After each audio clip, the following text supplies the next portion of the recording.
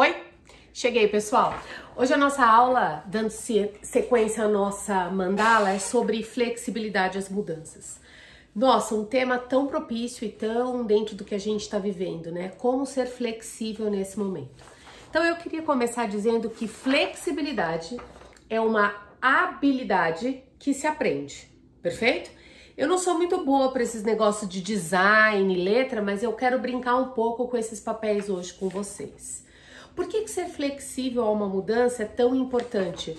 Porque se você não muda, você dança, certo? E a gente teve um momento muito especial, né? Um momento muito único nesses últimos anos.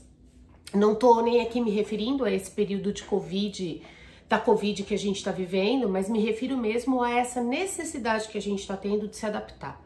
Então vamos voltar um pouquinho só para entender por que tem sido tão importante a gente mudar esse nosso mindset, né? A gente vem de um período, como vocês sabem, onde as coisas não mudavam na velocidade que está mudando, né? Ainda mais com esse advento aí da tecnologia batendo a nossa porta, as coisas deram uma acelerada de um jeito absurdo. Claro que quando a gente pensa no mundo afora, ou a gente pensa Brasil afora, talvez em algumas cidades, em algumas regiões, isso esteja um pouco menos acelerado, o que eu acho difícil, mas pode ser. Mas no geral, a nossa vida pessoal e profissional mudou e mudou em absoluto. A começar da forma como educamos os nossos filhos, a começar os modelos de contratação das empresas e tantas outras formas, né? E acho que isso deu uma acelerada nesses últimos meses devido ao que a gente está vivendo. Mas não é isso que eu quero dizer. O que eu quero falar é, por que eu tenho que ser flexível à mudança? Eu acho que essa é a grande reflexão desse vídeo. Eu tenho que ser flexível à mudança para não sofrer. Porque se eu acreditar em algumas crenças que me trouxeram até aqui, talvez eu não consiga me mover para frente. Talvez eu não consiga me mover na direção dos meus objetivos, dos meus sonhos pessoais ou profissionais. Eu não acho que você tem que mudar tudo. Eu não acho, não. Eu tenho certeza. Você não tem que mudar tudo, mas você tem que ser flexível àquilo que é possível você mudar. Por exemplo, uso de celular. Um outro exemplo, formas de trabalho. Um outro exemplo, delegação. E tantas outras coisas que a gente poderia dar como exemplo aqui. O que é possível, o que eu me permito ceder, né? O que dá efetivamente para eu abrir mão um pouco nesse momento?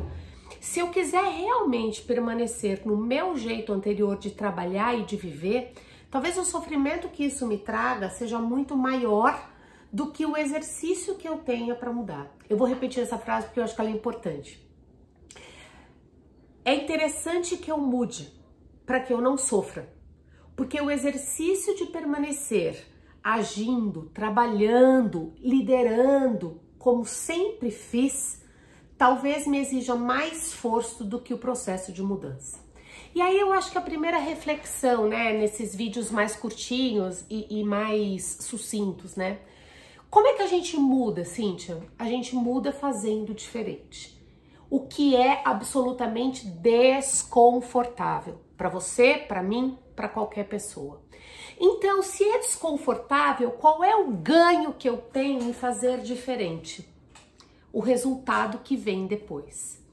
Se você permanecer fazendo a mesma coisa, você vai ter o mesmo resultado. Ou menos, mas vamos permanecer no mesmo resultado, como diz o ditado. Se você ousar fazer algo de diferente, no mínimo você vai ter algum resultado diferente. Qual é o ganho que eu tenho? Além do resultado diferente, como eu acabei de dizer, o ganho é a possibilidade do aprendizado. A gente aprende para o resto da vida, se a gente quiser. Mas se a gente achar que a gente já é sabedor de tudo, detentor de tudo, talvez fique mais difícil a gente sair desse espaço de aprendido. Na psicologia, a gente costuma chamar esse espaço de aprendido por uma expressão que eu não gosto muito, mas ela existe, chamada de zona de conforto. A minha zona de conforto é um mecanismo cerebral que eu adoto quase que de forma natural, porque o meu cérebro é muito inteligente, apesar de pesar só 1 quilo e pouco, Meu cérebro é um mistério, é uma máquina infinita de inteligência. E é de todos nós, é claro, não é o meu específico, né, pelo amor de Deus, mas o nosso cérebro, ele detém um espaçozinho que fica todo o nosso aprendizado. E aí, toda vez que a gente precisa realizar algo que a gente já está acostumado a fazer, o meu cérebro quer poupar energia. Não é tão simples assim, mas didaticamente para a gente entender. Meu cérebro não quer ter gasto de energia. Para que ele não tenha gasto de energia, ele acessa uma parte que já está lá aprendida. Então é muito automático para mim, para vocês, para todos nós, que a gente consiga de fato usar a zona de conforto, porque a gente gasta menos energia.